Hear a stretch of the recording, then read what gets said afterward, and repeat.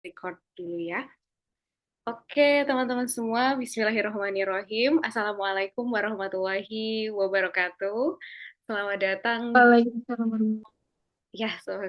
selamat datang di Abroad Academy Series yang aku buat untuk berbagi tentang pengalamanku, perjalananku ke luar negeri selama menjadi mahasiswa di kampusku. Dan di sesi kali ini aku akan kasih tahu ke teman-teman semua bahwa menjadi mahasiswa atau kuliah di Indonesia itu tidak akan menghentikan mimpi kita untuk pergi ke luar negeri. Nah, sebelumnya aku mau perkenalan diri dulu teman-teman. Mungkin kalau ada yang baru kenal aku di sini atau baru tahu aku, kenalin nama aku Naila Ilma Kauna, biasa dipanggil Naila. Aku adalah mahasiswa di Universitas Islam Indonesia angkatan 2022, yang mana berarti sekarang aku ada di semester 6 dan selama aku kuliah, aku udah mengunjungi beberapa negara, di antaranya yang bisa teman-teman lihat di sini. Nah, oh iya karena aku kuliah di Jogja, aku juga dari Jogja. Kalau boleh tahu teman-teman dari mana aja nih, boleh komen dong di kolom chat. Mungkin dari kota mana aja, atau dari Jogja juga, atau satu alma mater sama aku mungkin. Oh ada dari Lampung, dari Bandung, dari kota Solo, Surabaya, Solo. Wah, mau macam-macam ya. Oke, Yogyakarta juga. Oke, nah teman-teman, kalau aku lihat berarti kurang lebih teman-teman sama kan, kayak aku juga kuliah di Indonesia.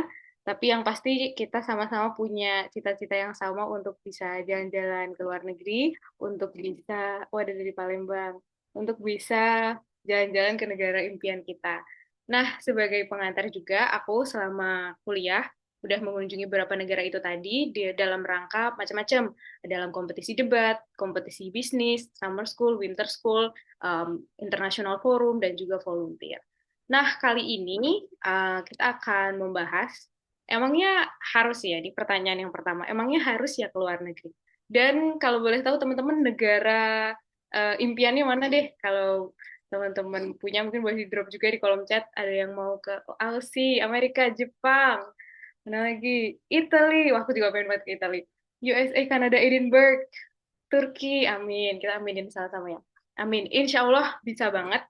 Karena di sesi ini aku akan menjawab dan mungkin membuka um, apa ya, membuka wawasan teman-teman bahwa ternyata menjadi mahasiswa di Indonesia itu kita tuh berarti punya peluang yang banyak banget untuk bisa menjelajahi dunia. Nah, tapi menjawab dulu nih pertanyaannya, emangnya harus ya ke luar negeri? Jawabannya bisa jadi iya, bisa jadi enggak. Tapi ada banyak banget manfaat ya, dan terutama ya kita sebagai umat muslim itu ternyata kita tuh juga dianjurkan untuk apa ya, berjalan di muka bumi yang diciptakan oleh Allah ini yang sangat luasnya, karena di sana dengan kita berjalan-jalan, dengan kita menjelajahi dunia itu akan ada rezeki yang bisa kita dapatkan berupa apa aja, tidak cuma dalam bentuk uang ya, tapi juga dalam bentuk pengalaman, pertemanan yang lebih ragam gitu ya. Kita akan ketemu sama banyak orang berbeda-beda, ada peluang yang luas dan tentunya ilmu yang bermanfaat. Aku rasa ini juga udah menjadi apa ya, tujuan dari teman-teman semua untuk punya cita-cita ke luar negeri itu.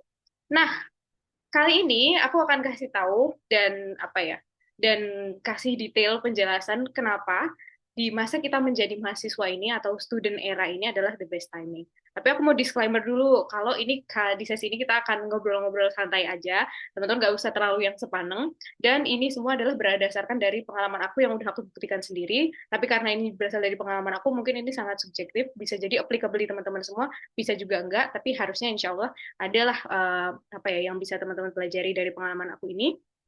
Dan nanti di akhir sesi aku juga ada pengumuman untuk sesi-sesi yang lain.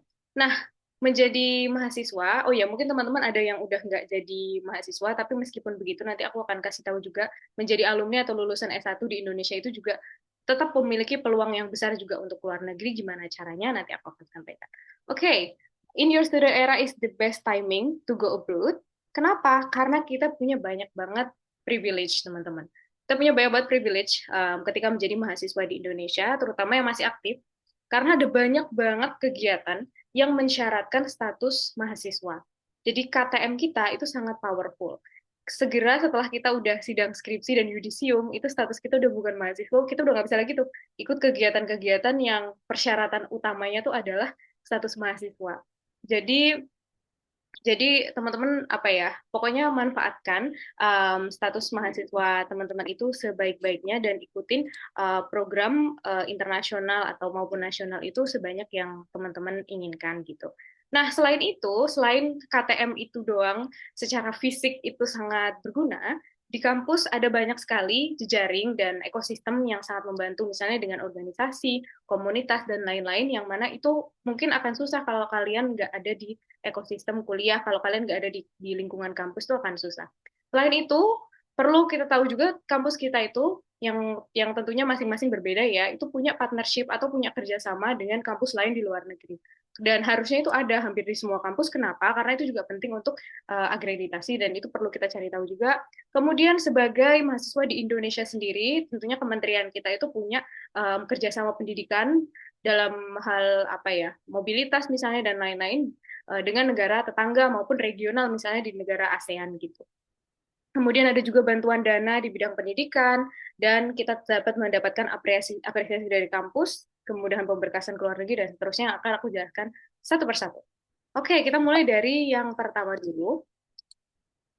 Jadi ini dia ada beragam macam-macam ya kegiatan yang umumnya hanya bisa diikuti oleh mahasiswa. Jadi teman-teman yang masih duduk di bangku kuliah itu harus bersyukur banget karena masa-masa inilah kita bisa ikut kegiatan ini. Dari winter school, summer school, student exchange atau pertukaran pelajar. Kalau winter school dan summer school itu diadakannya biasanya di musim liburan gitu. Jadi nggak harus ganggu kuliah, nggak harus satu semester. Biasanya 2 minggu sampai 1 bulan aja di universitas luar negeri, kemudian ada student competition, beragam kompetisi itu ada banyak banget, mau dari lomba debat, bisnis, lomba apalagi yang berkaitan sama Al-Quran, macam-macam itu semuanya ini hanya bisa syaratnya adalah mahasiswa gitu. Terus ada forum, forum internasional yang bisa kita datangi, yang bisa kita ikuti, kemudian ada exhibition, exhibition atau pameran ya, kalau teman-teman yang studinya itu di bidang yang teknik atau yang kaitannya sama inovasi, itu ada banyak banget apa ya forum-forum internasional yang bisa teman-teman ikutin untuk kalian memamerkan inovasi kalian gitu. Ada juga konferensi untuk publikasi ilmiah kalau teman-teman suka nulis, suka riset, itu bisa konferensi dan juga ada kredit transfer ini kurang lebih seperti student exchange yang mana itu bisa disetarakan gitu. Jadi apa yang kita ambil di kampus tersebut itu bisa disetarakan di kampus kita sendiri. Iya, jadi ada banyak banget dan semua ini mensyaratkan kita untuk memiliki kartu tanda mahasiswa. Oke, nah jadi seperti yang udah sebutin di awal, aku tuh adalah mahasiswa di Universitas Islam Indonesia, but I can be student here too. Di antaranya ada University of Tokyo, Kalinga University, Hanyang University. Yang di Universitas Tokyo waktu itu aku ikut conference dan juga ada semi workshop gitu di University of Tokyo.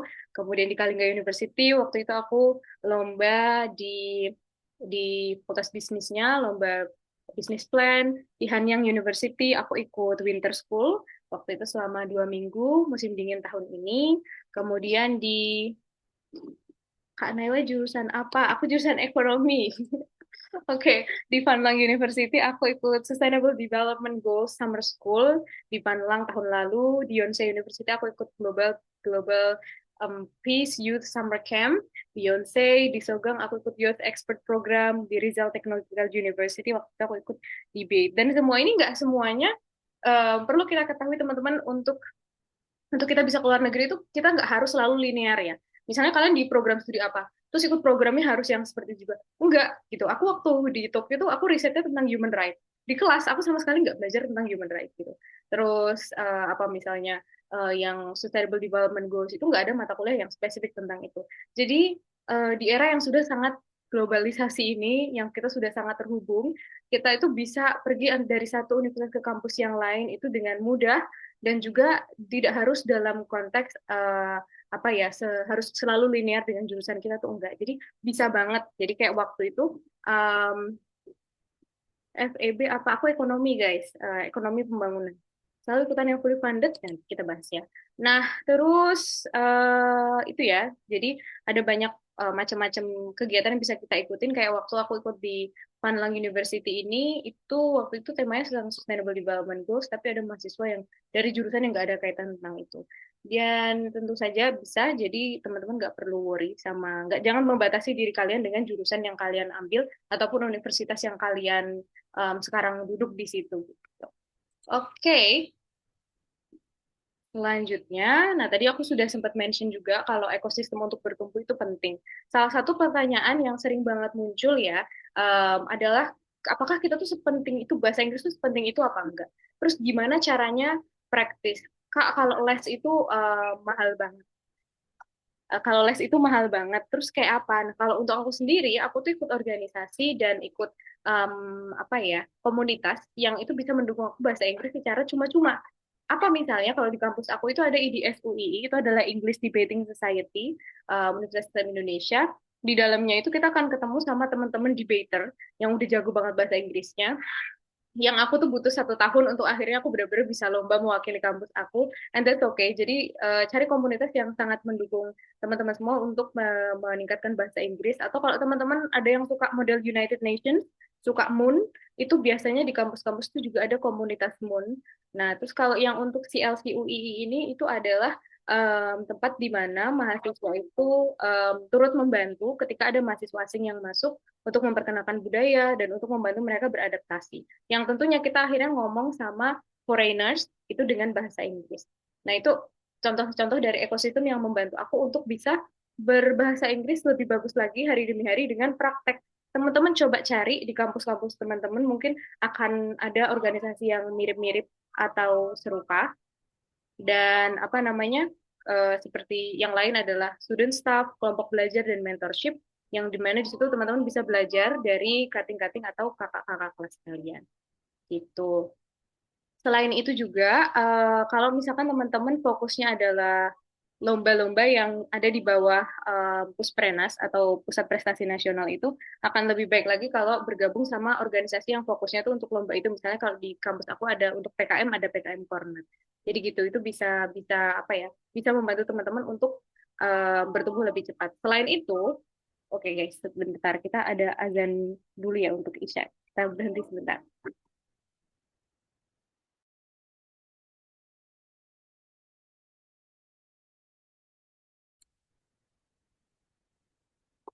Oke, ini sepertinya aku udah bisa lanjut. Nanti kalau ada azan lagi mungkin aku akan berhenti lagi. Nah, iya selain nah azan lagi. Oke, sebentar ya guys.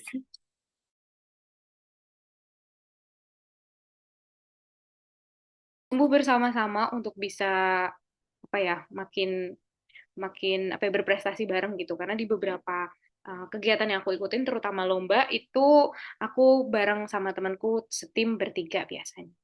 Itu jadi cari ya organisasi, komunitas, kelompok belajar atau mentorship yang ada di kampus teman-teman semua yang bisa membantu untuk kalian bertumbuh dan berprestasi. Oke, nah ini masih seputar tentang kuliah ya, masih seputar tentang kampus. Kampus itu punya namanya akreditasi, yang mana akreditasi ini bisa didapatkan salah satunya dengan kontribusi mahasiswa. Jadi ini rahasia di balik dapur kampus aja ya, bahwa sebenarnya kampus itu sangat membutuhkan prestasi dan kontribusi mahasiswa itu dalam dua hal yang utamanya itu adalah publikasi ilmiah dan kompetisi. Contohnya di kampus aku itu kalau misalkan kita itu mempublikasikan artikel ilmiah dan juga berkompetisi, apalagi hingga tingkat internasional, peluang untuk kita bisa mendapatkan pendanaan itu akan sangat besar, sangat didukung gitu.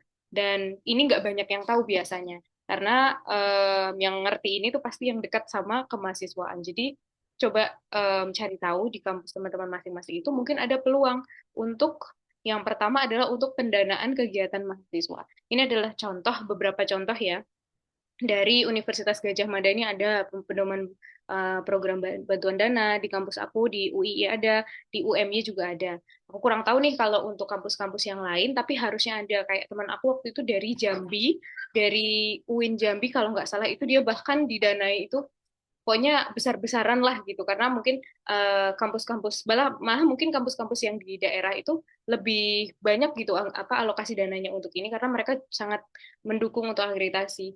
yang kampus-kampus yang malah udah top mungkin malah lebih sedikit gitu insentif pendanaan mahasiswanya. Jadi ini penting banget untuk teman-teman cari karena nanti meskipun kalian udah nemu kegiatan ini fully funded, tapi ternyata visanya nggak di-cover.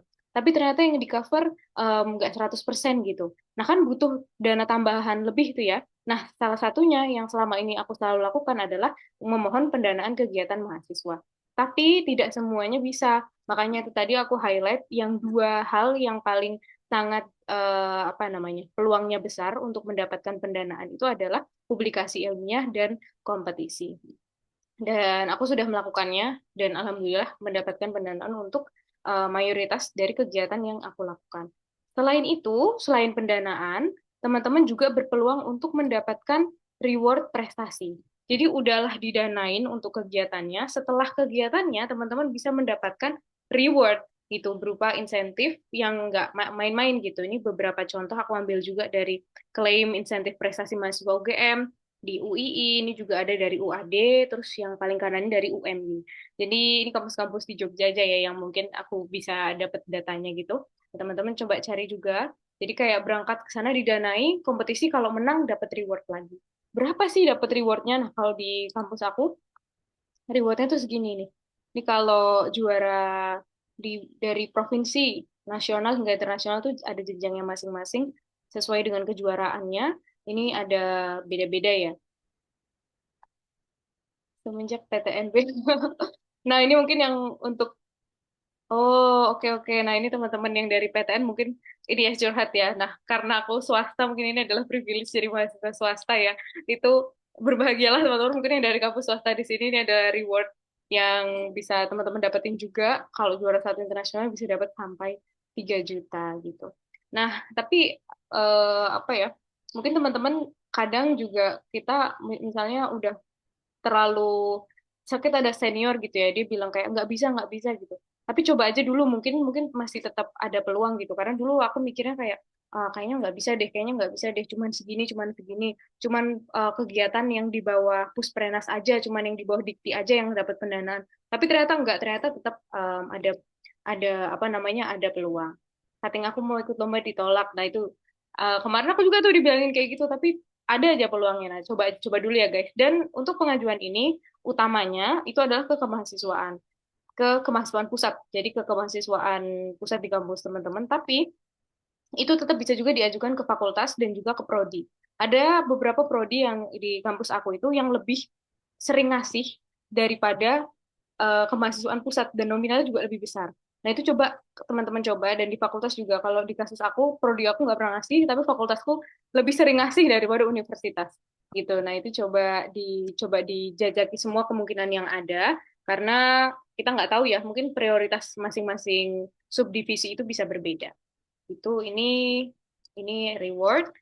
Nah terus teman-teman semua kita sebagai mahasiswa tentunya kita punya privilege untuk tadi yang aku udah sebutin ikut banyak kegiatan. Ada banyak jalan menuju Roma, ada banyak peluang internasional bagi mahasiswa. Ini mungkin yang terkenal ya, yang ada di layar teman-teman semua.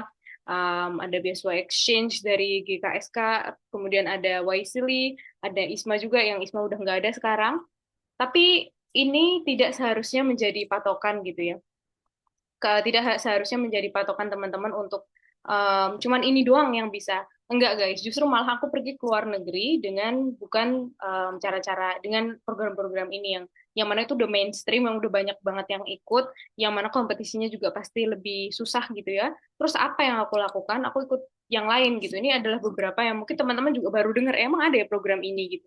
Ada Hanyang International Winter School, ini dari kampus Hanyang langsung kita mau dari universitas manapun di dunia ini, mau ada kerjasama atau enggak ke Hanyang, itu tetap bisa ikut gitu. Nah, waktu itu aku dapat scholarship, dapat beasiswa dari Hanyangnya 100% tuition fee, ya gitu dengan ikut seleksi yang mereka lakukan. Terus ada Asia Economic Community Forum ini waktu aku masih maba semester 1 aku ikut ini jadi volunteer. Ternyata volunteer terbaiknya diundang. Tapi sayangnya program ini udah nggak ada lagi, mungkin karena efisiensi atau karena apa aku juga nggak tahu. Terus yang paling kanan ada Global Youth Peace Youth Summer Camp.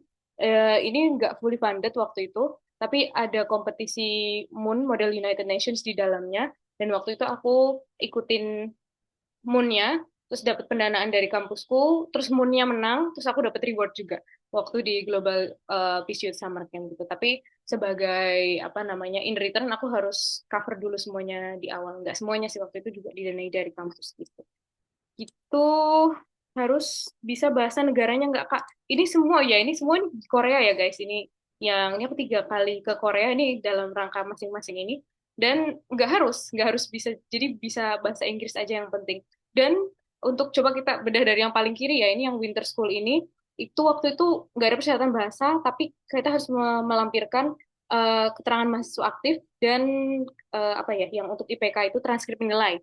Tapi itu nggak menentukan dapat beasiswanya atau enggak, dan acceptance rate-nya sangat tinggi, tapi beasiswanya waktu itu namanya beasiswa ambasador, yang mana waktu itu persyaratannya adalah kita harus bikin konten, kita harus punya exposure di sosial media waktu itu. Nah, kalau yang tengah itu dari Asia Economic Community Forum, waktu itu aku volunteer karena di bidangnya ekonomi. Jadi waktu itu aku cuman ngelampirin data aku sebagai mahasiswa ekonomi. Nah, kalau yang paling kanan itu persyaratannya waktu itu juga cuman kayak berkas-berkas biasa aja sama paspor. Yang paling penting ya sebelum semuanya itu punya paspor. Yang kedua bisa bahasa Inggris. Dua modal ini aja itu menurut aku udah cukup banget untuk teman-teman ke luar negeri. Informasinya cari di mana? Waktu itu ini semua informasinya aku dapat dari Instagram. Jadi nggak tahu gimana waktu itu Instagram Ads mereka ngiklan programnya, terus waktu itu masuk ke beranda aku. Oke. Nah, selain itu teman-teman, tadi kita udah ngomongin soal macam-macam kegiatan, kita juga udah ngomongin bahwa program itu nggak hanya itu saja, terus pentingnya organisasi dan lain-lain. Nah, tapi ada juga nih yang perlu teman-teman cari tahu di univ masing-masing. Ini di depan layar teman-teman semua ini adalah asosiasi atau kayak aliansi universitas.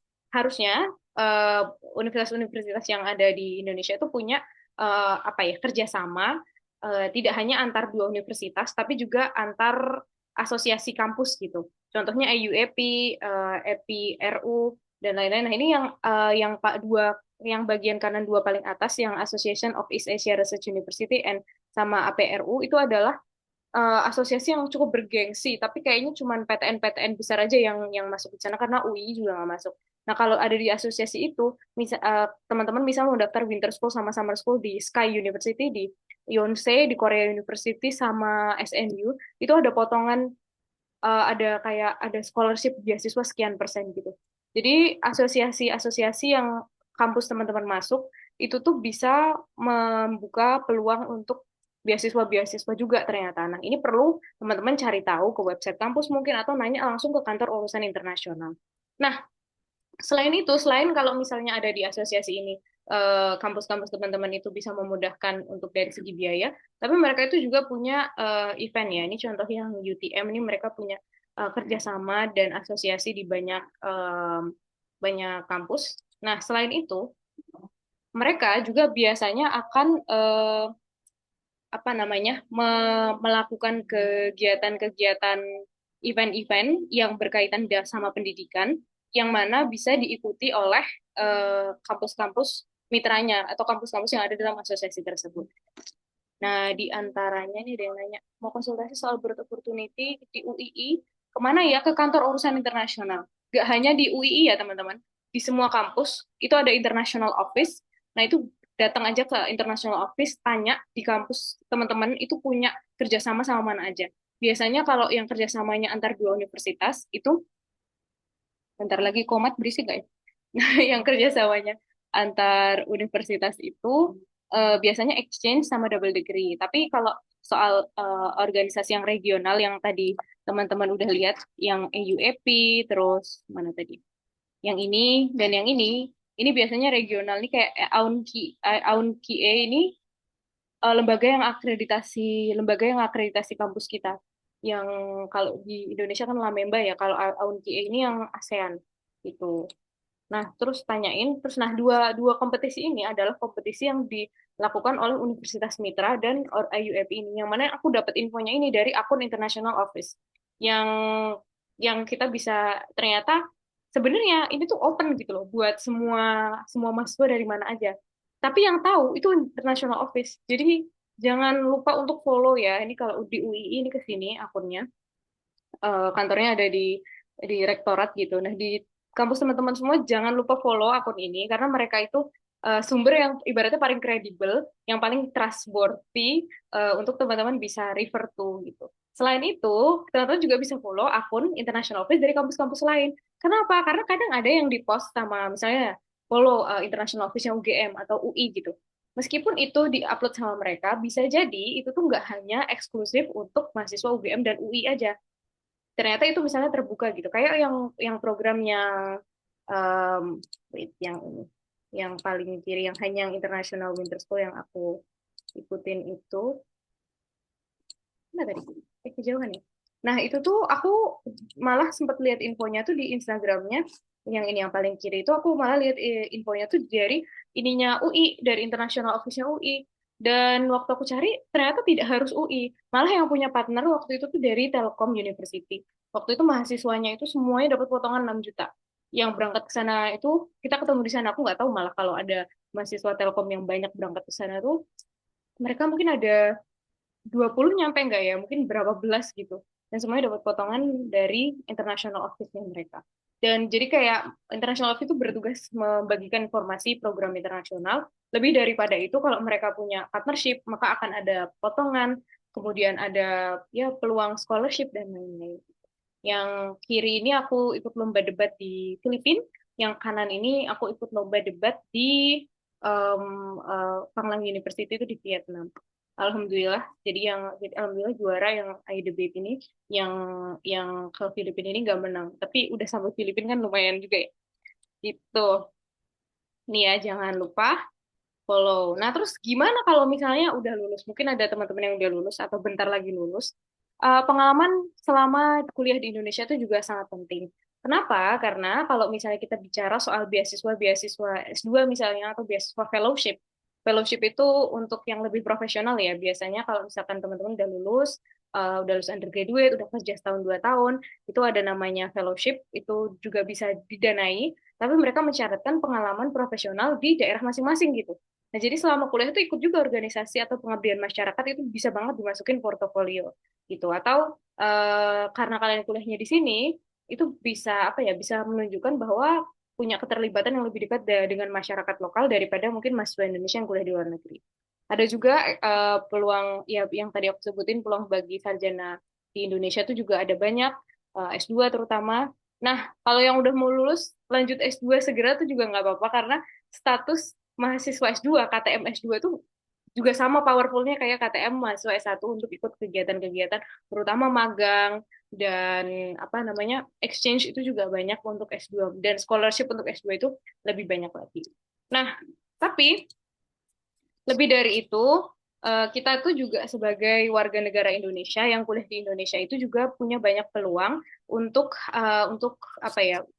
Jadi hidup di Indonesia aja tuh sebenarnya udah ada banyak peluang dengan kerjasama antara pemerintah Indonesia. Tadi kita bicara soal kampus ya, antara kampus dengan kampus yang lain atau kampus dengan aliansi kampus yang ada. Nah, kalau Indonesia sendiri itu juga punya banyak kerjasama gitu, misalnya sama ASEAN, misalnya OIC ini Organization of Islamic Countries, dan United Nations yang ada macam-macam di bawahnya, ada UNSRC, UNICEF dan lain-lain.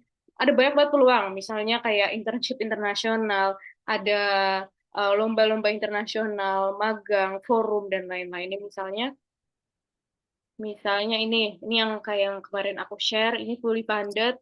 Kalau yang kanan ini aku kurang tahu, sepertinya fully funded tapi terpilih ya, competitive basis gitu. Yang sebelah kiri ini dari ASEAN, headquarternya di Jakarta, tapi nggak selalu diadakan di Jakarta, tapi ini agenda tiap tahun. Jadi teman-teman boleh pantengin aja Instagramnya ASEAN Foundation. Mungkin tahun depan akan ada, tapi dilaksanakan misalnya di Malaysia atau di Filipina gitu. Yang ini Kazan, ini juga apa ya? Juga ada kerja. Ini terbuka untuk negara-negara di bawah OIC atau Organization of Islamic Countries gitu. Jadi dan ini yang Kazan Global Summit ini tidak harus statusnya mahasiswa. Jadi gitu. Jadi kita udah apa ya? Sebagai mahasiswa aja itu di Indonesia, di kampus Indonesia itu ada banyak peluang yang kita bisa explore sama-sama. Nah, dari yang udah aku sampaikan tadi, kita perlu PR-nya adalah kita harus sama-sama mencari tahu ya peluang pendanaan di kampus kamu. Terus mungkin ada reward prestasi yang mungkin teman-teman belum tahu, karena biasanya kampus tuh nggak pengen kita terlalu tahu yang gini-gini gitu, biar nggak ngabisin dananya gitu. Tapi bisa jadi ada dan hanya sedikit yang tahu.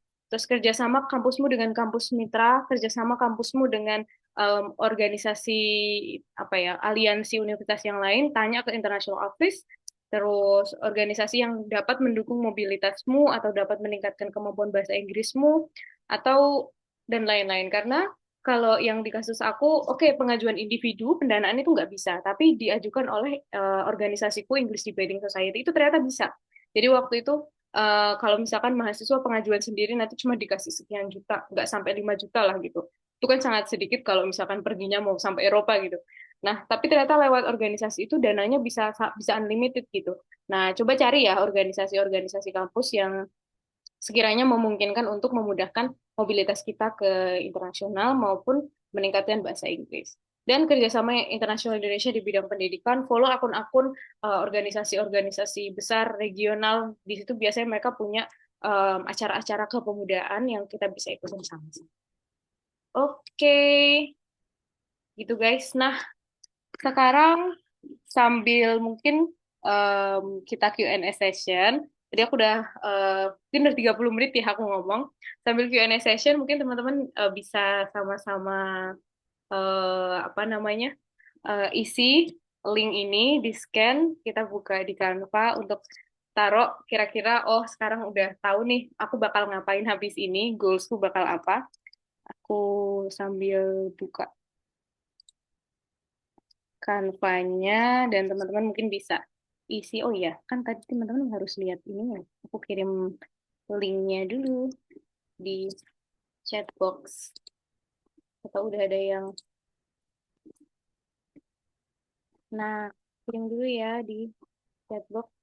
Nah, sambil teman-teman ngisi, itu udah aku share. Mungkin sekarang kita bisa ngobrol casual aja. Ada yang mau ditanyain nggak nih seputar tadi ya, sebagai mahasiswa kita punya banyak peluang internasional. Ini tinggal di copy aja guys. Tinggal diambil, di copy ke Eropa dibiayain kampus. Amin. Yang lain mana nih? Ada yang mau nanya guys? Boleh langsung on mic. Bisa juga chat. Oke, silakan. Siapa nih? Ishika Fitri. Halo. Selamat malam. Maaf belum bisa on cam karena eh, tidak berhijab, tapi aku pengen nanya. Boleh. Sebenarnya aku tuh beberapa kali apa ya mencoba untuk ikut eh, program-program internasional gitu ya, Kak. Tapi beberapa lolos di tahap berkas, tapi setiap diwawancara saya tuh selalu gagal gitu dan sepertinya saya mendeteksi kalau saya gagal tuh karena skill English saya gitu. Mau tanya dong Kak, dulu Kakak pas ya proses dan belajar untuk pertama kali ikut kegiatan internasional itu apakah memang bahasa Inggris Kakak memang sudah advance sekali dan udah ada sertifikatnya atau dulu pertama-tama juga dengan skill yang aja tanpa sertifikat apapun gitu. Boleh di-sharing Kak ceritanya tentang itu. Terima kasih Kak Naila. Oke, ini aku panggil siapa? Shika Kak, gampangnya kalau susah. Oke. Thank you, Shika, pertanyaannya. Ini menarik sekali ya, karena nggak bisa dipungkiri bahasa Inggris tuh penting banget. Kalau pengalaman aku sendiri, aku tuh nggak langsung advance ya. Aku belajar banyak, terutama selama masa kuliah. Dan sebelum masuk kuliah, waktu itu aku dipesanin sih sama mentorku untuk punya sertifikat. Dan aku sadar kalau ternyata sertifikat itu setelah aku masuk tuh penting banget. Karena ada banyak peluang tuh yang mensyaratkan sertifikat. Tapi aku tuh baru ngambil TOEFL, kalau nggak salah, waktu itu semester akhir semester 2 awal semester 2 atau akhir semester 1 atau waktu liburan lah antara semester 1 ke 2 itu. Dan waktu itu nggak yang langsung bagus. Menurut aku masih kurang memuaskan dan akhirnya aku belajar lagi Duolingo yang baru aku ambil itu beberapa waktu lalu. Karena aku kemarin nggak sempat apply ISMA terus sertifikat TOEFLku waktu itu udah cukup. Dan jadi aku nggak yang terlalu ini sih kayak harus banget gitu. Tapi dengan persiapan TOEFL sama IELTS-ku waktu itu tuh membantu banget untuk aku ningkatin. Jadi aku tahu bare minimumnya. Oh, orang tuh apa ya bisa disebut layak itu dengan skor segini. Itu aku kejar. Tapi nggak langsung aku tes. Jadi kayak misalkan IELTS, oh IELTS yang bagus itu 7. Aku nggak punya uang tuh. Sekarang pun aku juga masih belum ambil IELTS karena kan mahal ya. Tapi aku latihan untuk meningkatkan skillku untuk sampai di bare minimum itu. Terus waktu lolos interview dan lain-lain gitu kan, itu kalau aku ngelihat bahasa Inggris tuh bukan satu-satunya indikator sih. Jadi kayak nggak harus kayak kamu bahasa Inggrismu bagus banget untuk bisa diterima. Menurut aku malah yang lebih penting itu malah visi dan misi kalau aku ngelihat. Jadi teman-teman yang waktu itu ya barengan aku yang aku sering ketolak juga sih, apalagi waktu sama maba-maba itu sampai ya sampai sekarang juga masih sering ketolak. Nah, selama ketolak itu aku lihat patternnya, terus aku cari tahu tuh siapa yang keterima. Penasaran dong, awardee-nya siapa. Ternyata dia punya personal branding yang lebih bagus. Ternyata dia udah punya inisiatif. Ternyata dia udah punya pengalaman yang lebih gitu. Mungkin memang starting point kita beda-beda ya, tapi mungkin bisa dimulai dari sana. Nah, itu pentingnya personal mapping. Jadi kita harus tahu apa yang bikin diri kita unik, apa yang bikin kita tuh lebih dari yang lain. Jadi nggak cuman sertifikat kebahasaan aja gitu, tapi juga perlu dipersiapkan. Targetnya kalau bisa sih sebelum lulus itu udah ada, atau seenggaknya sebelum semester 5 karena nanti kalau mau exchange atau mau apa itu mulainya di semester 5. Itu sih, semoga menjawab ya. Oke, oke, Kak. Boleh nggak satu pertanyaan lagi? Langsung langsung aja nggak apa-apa. Eh, Tadi Kak singgung juga soal personal branding gitu ya, atau punya apa sih istilahnya exposure ke sosial media gitu kan. Itu kan juga yang jadi salah satu faktor kakak pas waktu eh ini ya, Kak jadi semacam content creator gitu. Correct me if I'm wrong.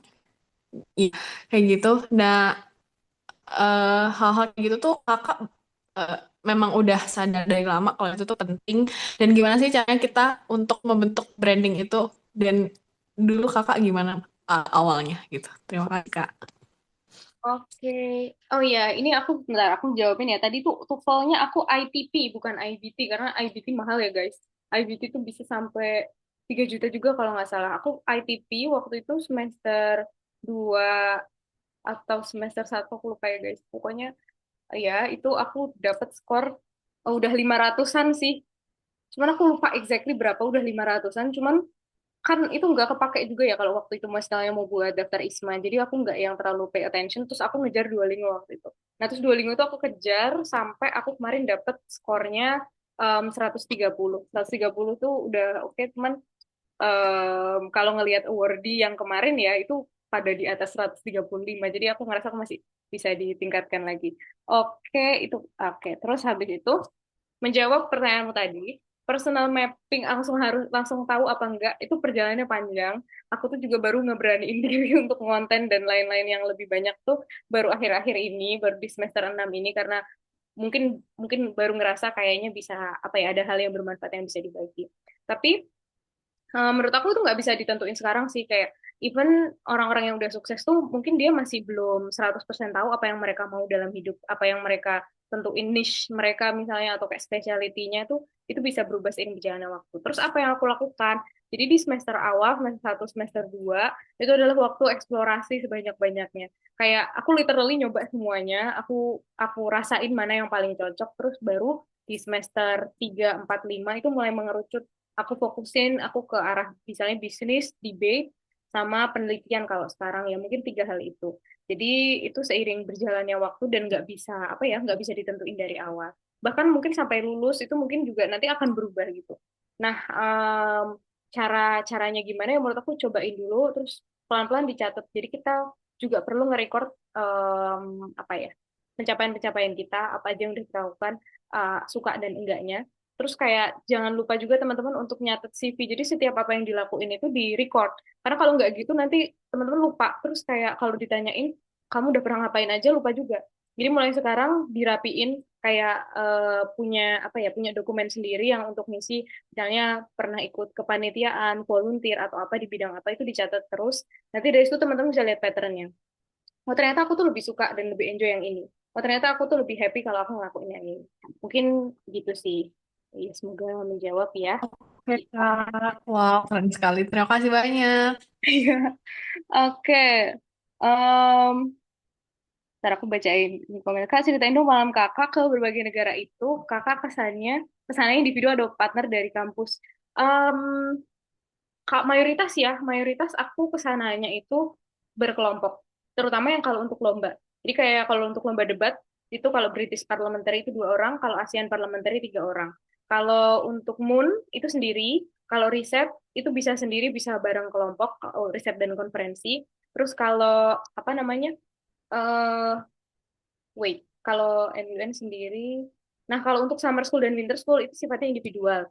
Jadi kesimpulannya adalah kalau untuk urusan kompetisi, lebih baiknya kalian ikut organisasi, di situ ketemu teman, di situ berangkat sama teman-teman, dan bisa diusulkan pendanaannya sama organisasinya. Gitu. Semoga menjawab ya. Jadi organisasi penting. Terus nih ada yang nanya, apakah mengganggu nilai atau organisasi? Tentu saja mengganggu nilai guys. Tapi mungkin teman-teman mungkin lebih bisa manajemen waktu dengan baik ya. Gak ada yang sempurna ya dan kita nggak bisa ngejar semuanya dalam satu waktu. Pasti akan ada apa ya trade off ya kita bilang kalau di ekonomi kita ambil dapat satu, satunya mungkin harus kita korbankan. Waktu itu aku sempat dapat beberapa kali dapat nilai yang nggak A gitu ya, B, C gitu terutama waktu di semester 4 dan 5 dan tapi itu nggak apa-apa karena masih ya seenggaknya kita tetap bisa ada di atas 3,5 atau 3,3 itu udah aman lah insya Allah. Nah, apakah sering keluar negeri? Iya itu mengganggu nilai tadi udah aku jawab atau organisasi? Organisasi kebetulan aku itu milih organisasi yang mendukung mobilitas ya yang tadi aku udah mention kayak organisasi debat terus organisasi apa namanya CLC yang bantu mahasiswa internasional itu juga ada mobilitasnya kadang-kadang. Nah itu alhamdulillah enggak, tapi memang harus dikomunikasikan ya. Kadang-kadang sebagai gantinya kita nggak bisa ikut event yang ada di sini dan memang harus memilih kegiatan-kegiatan itu di saat timeline yang bukan peak season gitu, bukan yang ketika waktu-waktu ujian atau ketika ada timeline event di organisasi tersebut. Kakak jurusan apa? Aku jurusan ekonomi pembangunan, guys. Development Economics. Oke, pokoknya udah banyak banget nih yang nulis. Kalau summit itu kerjaannya ngapain ya, Kak? Summit itu sebenarnya apa ya, kayak nanti ada tema besar di acara tersebut. Terus nanti teman-teman datang ke sana, bisa sebagai partisipan, bisa sebagai orang yang berbicara. Nah, kalau untuk orang yang berbicara ini kemungkinan harus ada papernya atau ada publikasinya, dan itu biasanya expert ya. Nah, kalau summit sendiri kita bisa bisa apa namanya? Bisa eh bisa menjadi partisipan atau yang duduk aja dengerin, bisa juga kita jadi volunteer. Kalau kalau kemarin ya kayak waktu zaman-zaman G20 di Jakarta itu ada banyak banget acara G20, ada B20 yang mana itu summit-summit semuanya itu kita bisa jadi panitia, bisa jadi volunteer. Kita bisa jadi LO, kita bisa jadi tim media, fotografi dan lain-lain. Nah, kalau teman-teman apalagi kalau acaranya di luar negeri itu juga banyak biasanya di Malaysia itu juga ada tuh kalau membuka volunteer mereka. Nah, itu bisa juga dicobain. Bedanya Moon sama oh iya teman-teman mentoring, aku buka mentoring ya guys. Bisa klik di bio aku tuh ada one on one mentoring. Teman bisa booking waktunya. Di situ ada nanti dilihat aja. Dan mentoring ini nanti bisa sesuai by request. Mau misalnya mentoring esai, mau mentoring rencana akademik, mau mentoring misalnya mau review bisnis, lomba bisnis, terus esai, terus motivation letter, terus mungkin rencana belajar bahasa Inggris itu juga bisa gitu. Oke, bedanya MUN sama Summit apa Kak? Kalau MUN, Model United Nations, itu kita seolah-olah ada di forum PBB, yang mana kita pura-puranya merepresentasikan suatu negara yang kita nggak tahu dapatnya apa. Jadi meskipun kita orang Indonesia, kita bisa aja mewakili Sudan gitu. Dan nanti kita harus membuat position paper. Nah, position paper itu nanti di situ teman-teman menjelaskan posisi kalian terhadap isu yang dibahas. Misalnya isunya tentang apa ya? Tentang misalnya isu tentang human right. Nah, bagaimana Indonesia melihat human right gitu itu harus dikumpulkan sebelum sebelum berangkat ke MUN. Nanti ketika MUN di forum tersebut nanti ada diskusinya. Jadi teman-teman terlibat secara aktif. Sedangkan summit itu adalah konferensi yang beneran. Jadi kayak itu memang orang-orang dari berbagai negara datang kemudian mendiskusikan itu secara sesungguh-sungguh gitu. Nah, kalau MUN itu ibaratnya simulasi yang ada di situ ada kompetisinya juga gitu. Oke, semoga menjawab ya untuk Moon itu. Nah, teman-teman kalau misalkan tertarik sama Moon, itu sebenarnya ada beberapa akademinya ya. Kalau misalnya di kampus kalian nggak ada organisasinya, itu ada kayak misalnya GM Moon, Global Millennial Moon, Moon, dan lain-lain. Nah, itu ikut aja ininya, apa, ada kelasnya. Jadi mereka tuh buka kelas untuk beginner gitu. Nanti di situ dikasih tahu teknisnya dan lain-lain. Karena Moon ini nggak bisa sekali doang, kayak harus latihan berkali-kali. Dan nggak bisa dilakuin sendiri karena itu harus ada banyak delegasi negara yang beda-beda. Itu. Halo Kak, mau bertanya awalnya bikin konten tuh gimana sih? Cerita dong Kak, mau tipsnya juga buat yang takut mulai. Oke, Eh, bikin konten tuh awalnya aku cuman kayak mau bikin digital diary aja sih, kayak teman-teman juga mungkin kayak aduh sayang banget dokumentasiin kalau cuman di ke HP aja, terus aku upload upload dan lain-lain, terus sampai di titik yang mungkin aku udah banyak pengalaman gitu. Terus selama ini aku cuman bagi-bagi konten traveling aku sih, terus habis itu ada request dari teman-teman yang kayak gimana kalau kamu kayaknya kasih tahu ini deh, kayak the world deserve to know about this, kayak orang-orang tuh layak untuk tahu tentang info ini, info kegiatan dan lain-lain. Nah, akhirnya aku mulai share dan ternyata itu bermanfaat. Ternyata sekecil informasi yang aku tahu selama ini tuh berguna bagi orang lain. Nah, mungkin teman-teman juga ada hal yang cuma teman-teman tahu, kalian rasa itu biasa aja, tapi ketika teman-teman share, itu bermanfaat bagi orang lain. Ada kan di sini yang mungkin apa ya, mungkin lebih tahu tentang satu hal daripada teman yang lain, itu nggak apa-apa di share aja gitu. Kalau misalkan orang nggak suka ya berarti mereka bukan market kalian gitu. So share it karena bisa jadi ada orang lain di luar sana yang membutuhkan itu, dan niatkan itu untuk berbagi manfaat ke orang lain aja. Tipsnya itu tadi ya, jangan takut untuk ditolak, karena kalau misalnya emang itu bermanfaat dan tidak mengandung ujaran kebencian gitu, dan apa ya, niat kalian adalah untuk berbagi hal-hal baik, insya Allah itu akan bisa diterima, pasti ada yang mengapresiasi meskipun mereka tidak secara langsung komen gitu. Pokoknya mulai aja dulu, kalau itu bermanfaat pasti kalian akan menemukan audiensnya nanti. Yang penting konsisten. Aku juga takut guys, terus aku bikin project 30 kemarin tuh kayak emang ada yang nonton ya, ternyata dan akhirnya adalah webinar ini yang pertama kali. Oke, Kak Naila masih di PPUI kah? Kalau iya, sebagai UARDI kan harusnya ada capaian nilai dan sebagainya. Apakah dengan kesibukan sekarang? Oke, terima kasih Hansa pertanyaannya. Aku masih di PPUI sebagai UARDI, ada capaian yang harus dipenuhi yaitu IPK 3 3,25 kalau nggak salah, terus nilai dan sebagainya, dan prestasi ini justru ternyata malah sangat diapresiasi gitu. Salah satu kontrak sebagai award di beasiswa di UII ini adalah untuk punya prestasi dua, prestasi nasional atau satu publikasi, dan itu alhamdulillah dengan aktivitasku ini itu terpenuhi dengan baik gitu. Ya mungkin kadang harus sering izin ya, jadi emang pintar-pintar bagi waktu dan menyeimbangkannya. Kak, semester berapa? Maaf kakak, kalau rencana kakak dari semester 5 sampai 7 itu gimana? Sekarang aku semester 6. Semester 5, 6, 7 itu, um, wait, oke, Tiara ya. Kalau untuk semester 5, 6, 7 itu sebenarnya udah saatnya kita tuh lebih fokus sama apa ya, beberapa hal aja. Jadi udah bukan saatnya kita nyoba-nyoba lagi, tapi nggak apa-apa juga kalau baru mau mulai. It's never too late gitu. Tapi kalau akan lebih bagus kalau udah fokus ke beberapa hal.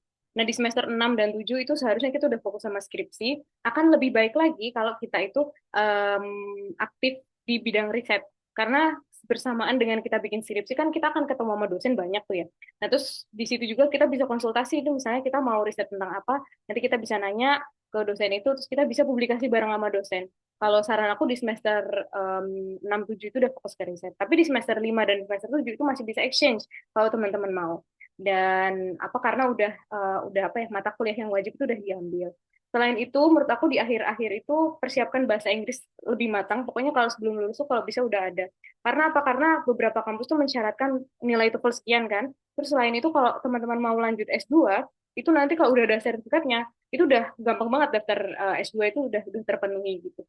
Gitu sih. Terus selain itu mungkin di semester 5 6 7 menurut aku ikuti kompetisi itu sebanyak-banyaknya ya. Terutama yang udah tahu suka di bidang apa, ikutin aja. Karena nanti segera setelah udah lulus tuh udah nggak bisa ikut kompetisi. Dan kalau menurut aku kompetisi itu nothing tulus. Setiap kalian ikut satu lomba, itu pasti kalian akan belajar sesuatu gitu. Ya ambil yang sekiranya masih bisa dihandle. dan nggak terlalu ganggu. Nah, kalau di semester akhir juga itu mungkin kalau ikut kompetisi yang di bawah dikti, yang kayak PKM atau apa itu mungkin em, apa ya itu sangat makan pikiran. Kalau aku prefer ambil lomba-lomba yang di bawah dikti itu, yang di bawah Pusprenas yang berkelompok ya, khususnya kayak KBMK, Gemastik dan lain-lain itu lebih baik di semester awal gitu karena itu makan banyak banget waktu dan pikiran. Itu mau one on one mentoring essay biasa unggulan bisa nanti bisa langsung booking aja. Oh, gimana caranya cari mentor? Kan aku maba, lebih baik aku perkuat portofolio aku tahu aku oh sorry, aku langsung ikut aku langsung aja ikut kegiatan lomba. Caranya nyari mentor, kalau menurut aku mentor itu ada dari beberapa aspek. Pertama, mentor akademik. Jadi cari cutting yang keren banget di bidang akademik, sejurusan. Itu penting banget. Kenapa? Karena kalian harus nyari tahu tentang dosen, kalian harus nyari tahu tentang mata kuliah, kalian harus nyari tahu tentang ujian dan segala macam. Itu akan sangat membantu kalau udah dapet kayak apa namanya latihan soal dari tahun sebelumnya. Itu cari ke kakak-kakak itu. Bisa caranya ikut forum forum mahasiswa, forum jurusan itu ya, kayak himpunan itu bisa cari di sana atau nanya ke teman-teman sekiranya nggak mau ikut organisasinya. Terus kalau misalkan untuk lomba, cari organisasi. Nah, di organisasi pasti ada senior dong. Nah, itu tanya sama mereka-mereka ini karena mereka pasti udah lebih tahu. Atau lebih baik aku perkuat portofolio aku. Dua-duanya bisa dijalankan secara bersamaan gitu ya. Jadi portofolio kamu apa ya sebenarnya sambil kita ikut kegiatan itu kan sambil kita melakukan sesuatu itu kan ada karyanya ya jadi misalnya ikut lomba nanti ada outputnya menang apa gitu terus atau selama bikin itu misalkan bisnis plan ya meskipun bisnisnya belum jadi teman-teman udah pernah bikin itu bisa dimasukin ke portofolio jadi sambil jalan aja jadi sambil ikut kompetisi terus misalnya bisa juga misalnya ketika kalian ikut apa namanya kompetisi cari cutting gitu kan nanti ada mentor minta di ini minta di proofread atau minta di kayak kak ini gimana ya udah bagus belum analisisnya nah, itu juga itu kan sambil ya sambil ikut lomba sambil dapat mentor nanti sambil bikin portofolio juga jadi itu bisa dilakukan bersamaan kalau ikut summer school atau winter school itu apa ada target lulus kak terus nanti gimana pembelajaran di sana kalau nggak lulus gimana ini pertanyaan menarik nih aku tuh di Hanyang waktu itu aku ngambil mata kuliah Python, bayangin. Aku nggak ngerti coding, so aku ngambil data kreatif, data computing atau apa gitu, pokoknya namanya ribet lah, namanya sangat informatika gitu. Terus aku dapat nilai yang sangat tidak memuaskan. Waktu UTS itu kan ada UAS dan UTS-nya ya. Nah, itu aku dapat nilai, pokoknya yang aku bener tuh kayak cuma dua nomor gitu. Terus terus sisanya aku salah karena aku nggak ngerti kan. Terus ya udah dan ternyata aku tuh masih dapat nilai B. Nah, apakah itu apa harus lulus apa enggak? Sebenarnya mereka tuh hanya akan memberikan nilai itu, tapi terserah kita tuh mau konversi apa enggak ke apa namanya ke mata kuliah yang ada di kampus kita. Kalau nggak mau dikonversi juga nggak apa-apa, nggak masalah gitu. Karena mungkin nilainya kurang memuaskan. Tapi itu tidak menjadi apa ya kayak ibaratnya nanti kalian nggak lulus terus nilainya nggak dikasih, transkripnya nggak dikasih itu enggak. Jadi diambil aja. Saran aku lebih baik kalau summer school dan winter school tuh ambil mata kuliah yang ringan-ringan aja yang kalian suka gitu. Gimana cara bisa konten dengan percaya diri, full muka dan bagikan konten? Sebenarnya kalau bikin konten sendiri ya, teman-teman kalau misalkan emang nggak terlalu pede untuk di depan kamera, itu nggak harus sih. Kayak kan kita bisa pakai voice over aja atau bisa lewat tulisan gitu. Itu nggak harus dan teman-teman bisa pilih niche-nya masing-masing, targetnya sendiri-sendiri itu siapa. Jadi nggak yang harus banget di depan kamera itu nggak juga. Tapi aku sendiri untuk kemudian aku bisa pede itu aku belajar makeup dulu guys. Ternyata makeup ini meskipun ya masih belajar dan nggak yang sefull itu juga bisa meningkatkan percaya diri dan apa ya trial dan error sih coba dulu beberapa kali kayak gitu waktu awal kuliah tuh aku belum bisa makeup mungkin baru bisa tuh semester 2 3 gitu karena selama SMA ya kan nggak pernah gitu nah sekarang kita bisa lihat tutorial di mana-mana kan oke ini terima kasih terus Najwa Hafizo kak kalau bikin esai untuk program inter yang syarat esai itu bahasa Inggris apakah kakak menyusun dengan bahasa Inggris atau dari Indo hmm, kalau aku dari Indo dulu sih guys, apalagi dulu awal-awal ya. Aku terjemahin dulu, apa bikin outline-nya bahasa Indonesia. Pokoknya dibikin dulu, terus strukturnya apa yang segala macam udah bagus, udah rapi. Terus aku terjemahin ke bahasa Inggris sendiri. Itu apalagi sekarang udah ada ChatGPT dan lain-lain tuh mungkin teman-teman bisa bisa pakai itu. Dulu kalau aku parafrase itu pakai AI namanya Quillbot. Tapi sekarang udah bisa pakai ChatGPT juga. Nah, tapi itu jangan apa ya kalau menurut aku jangan 100% langsung pakai ChatGPT gitu, karena nanti bahasanya kan bahasa ini ya, bahasa kayak bahasa komputer gitu. Jadi diparafrase, terus atau kalian coba terjemahin sendiri dulu, terus nanti minta grammarnya dibenerin ke ChatGPT atau ke Quillbot gitu, tuh nanti bisa lebih lebih smooth gitu, nggak kelihatan kalau pakai komputer banget. Tapi semakin ke sini, semakin kita udah banyak membaca bahasa Inggris atau semakin kita udah punya referensi bahasa Inggris tuh nanti kalian bisa juga tuh, kalau tips dari aku ya, kalian punya kata-kata yang unik yang kalian pakai terus gitu, kayak kata-kata yang apa ya, yang nggak common tapi juga nggak terlalu serius, nggak kayak bahasa komputer. Nah itu bisa disisipin, kayaknya ini kata-katanya ada sinonimnya yang lain yang aku mau ganti pakai ini gitu. Jadi dirasa-rasain supaya itu tuh nggak kayak bahasa textbook gitu, karena esai itu malah yang lebih personal, yang nggak general, yang spesifik itu malah yang lebih bagus. Oke, akademi series selanjutnya. Nah, ini oke. Nanti mentor bakal ngapain aja, Kak? Kalau untuk one on one mentoring itu, eh terserah kalian ya, guys. Mau request apa aja, mau nanya soal apa aja boleh. Mau minta proofread essay, mau apa namanya, bisnis, segala macam boleh bebas. HIWS fully funded nggak? Aku dapat yang tuition fee 100%. Maksudnya, jadi biaya untuk kuliah di sana itu harganya 19.500.000. Waktu itu aku dapat itu nol, jadi 0 rupiah pokoknya. Tapi tiket pesawat waktu itu nggak di cover. Nah, makanya waktu itu aku ngajuin pendanaan ke kampus aku untuk tiket pesawatnya. Tapi biaya, biaya di sana itu udah, pokoknya dari beasiswa, kita jalan-jalan ke Lotte, Lotte World, itu kan bagus banget ya, udah kayak Disneyland, terus habis itu terus main ski, terus ngapain lagi ya?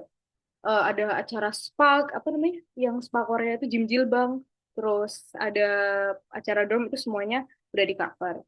Jadi dari semester kuliah udah bisa ikut kegiatan. Kalau untuk exchange itu saran aku di semester 5 dan 7. Karena 5, 6, 7 lah. Karena itu waktu-waktu di mana teman-teman udah ngambil mata kuliah wajib. Tapi kalau untuk winter school, summer school itu kan waktu libur semester. Itu bisa diambil kapan aja. Bahkan maba teman-teman udah bisa ngambil. Dan kalau untuk lomba-lomba yang mungkin cuma seminggu 2 minggu itu bisa bisa banget diambil. Oke, nah untuk selanjutnya ini udah banyak banget pertanyaan nih ya. Terima kasih ya guys yang sudah bertanya, ini juga udah banyak banget yang nulis di sini. Kita aminin sama-sama ya. Wah, oke guys, terima kasih. Nah, aku punya kabar baik nih untuk teman-teman semua. Wait, mana ya? Apakah screenku yang ini kelihatan guys? Ya, justru nih. Kelihatan, Kak. Oke.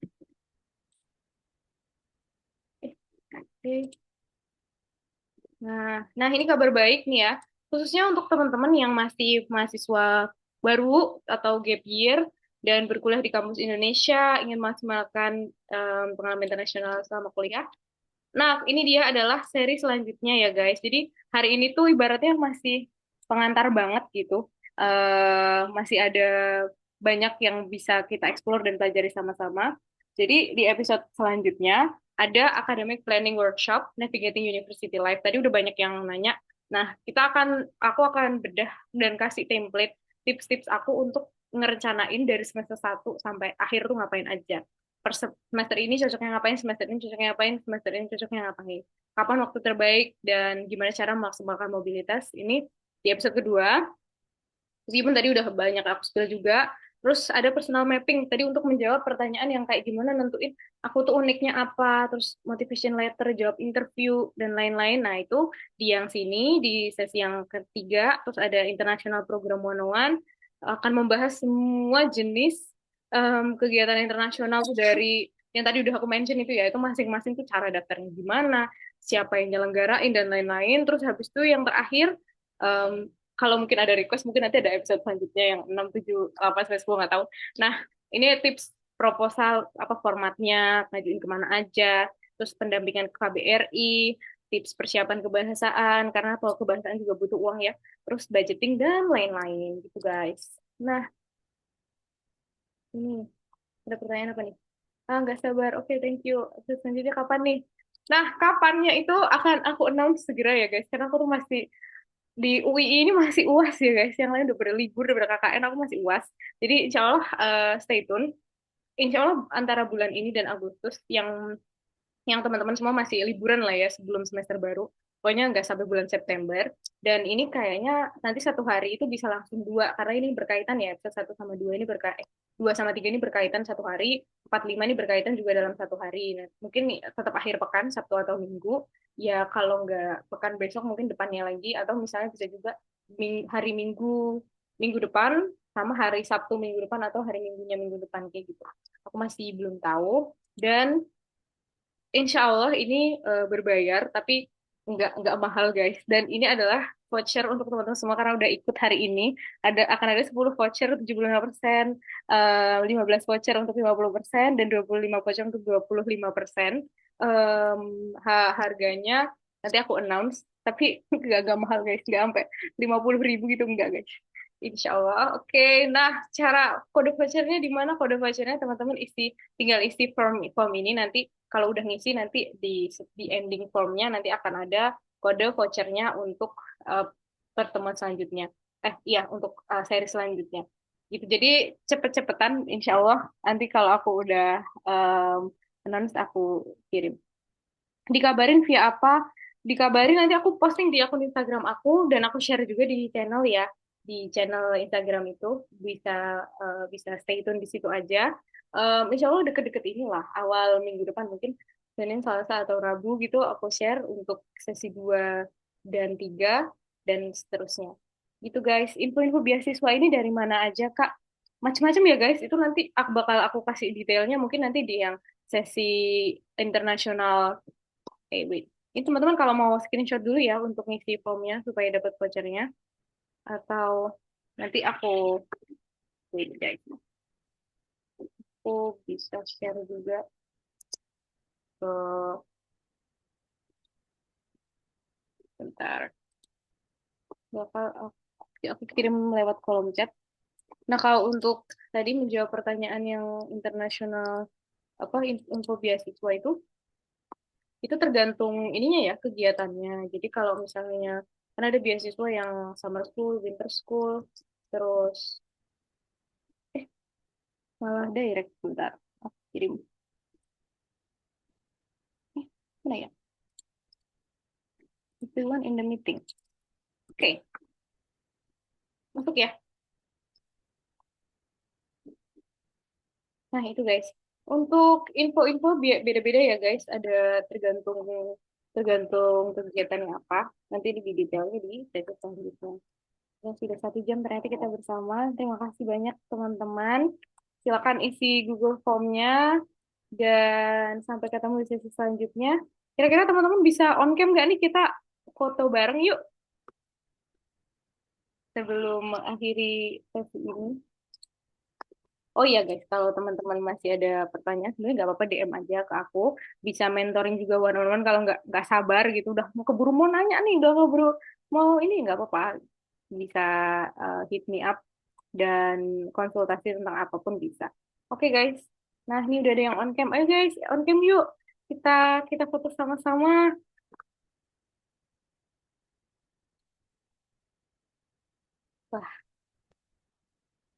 Oh iya, nanti di sesi yang mungkin academic planning atau apa, mungkin nanti aku bikinin breakout room juga supaya teman-teman bisa kayak ngobrol gitu dan bagi-bagi informasi ke teman yang lain. Jadi semi-semi community gitu. Oke, ayo, ayo kita fokus sama-sama. Makasih ya udah meluangkan waktu di hari Minggu ini yang mungkin teman-teman besok mau kuliah, yang mungkin udah capek. Oke guys, sama-sama. Sama-sama semuanya. Oke, ada lagi nggak nih yang masih mau on cam? Jangan lupa isi link feedbacknya ya. Pasti yang udah ngisi nanti udah dapet ini kan, udah dapet kode vouchernya. Oh iya, itu nanti aku juga bakal bikin yang bundling. Jadi kalau misalnya nih udah mau bundling, nanti misalkan bundling total harganya 150, tapi nanti dipotong lagi 120 gitu. Terus nanti di 120 itu kalau kalian pakai 75% itu kepotong juga. Jadi itu bisa dipakai untuk kalau teman-teman mau pesan kelasnya satuan, bisa juga bundling. Jadi em, apa namanya, kalian stay tune, jangan sampai ketinggalan. Karena kalau ketinggalan, vouchernya diambil orang. Oke guys, udah nih. Udah gak ada lagi yang mau on cam.